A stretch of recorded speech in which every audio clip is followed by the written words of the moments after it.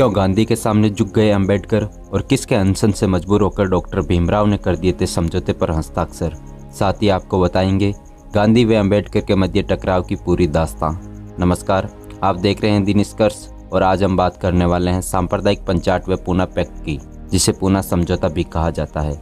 आप सब जानते होंगे कि भारत पर राज करने की एक ही नीति हमेशा अपनाई गई है और वो है फूट डालो राज करो। अंग्रेजों ने इसी नीति से शासन करते हुए तत्कालीन भारत के बहुसंख्यक हिंदुओं और अल्पसंख्यक अन्य समुदायों को 1919 के भारत परिषद अधिनियम द्वारा विभाजित करने के लिए सांप्रदायिक निर्वाचन प्रणाली शुरू की, जिसके तहत सबसे पहले भारत में मुस्लिमों को मतदान का अधिकार दिया। इसके बाद सुधार के नाम पर कई कानून आए और सांप्रदायिक खाई को और गहरा करते हुए धर्म के नाम पर लोगों को आपस में लड़वा दिया। इन सब से तत्कालीन क्रांतिकारी नेताओं को गहरा आघात पहुंचा और उन्होंने इसे उभरते हुए लोकतंत्र की हत्या करार दिया। भारतीय नेताओं के उस वक्त के अम्ब्रेला संगठन ने सांप्रदायिक निर्वाचन प्रणाली व अन्य कानूनों को लेकर अपना विरोध पुरजोर तरीके से दर्ज कराना शुरू कर दिया, जिसके कारण अंग्रेजों को राउंड टेबल कॉन्फ्रेंस का आयोजन करना पड़ा ताकि बातचीत द्वारा मध्य का रास्ता निकाला जाए।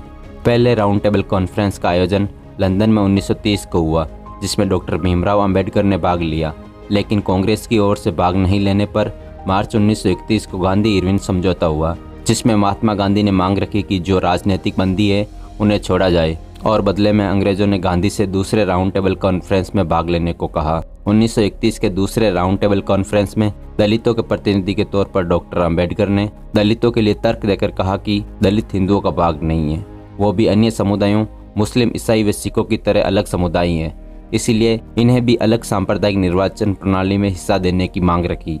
लेकिन गांधी ने यह कहकर कि दलित हिंदुओं का भाग है, इसका विरोध किया और अंबेडकर से मतभेद के कारण सम्मेलन बीच में छोड़कर भारत लौट आए, जहां उन्हें आते ही पुणे की येरवड़ा जेल में डाल दिया गया तथा फूट डालो राज करो की नीति के तहत 16 अगस्त 1932 को सांप्रदायिक पंचायत यानी कम्युनल अवार्ड की घोषणा कर दी।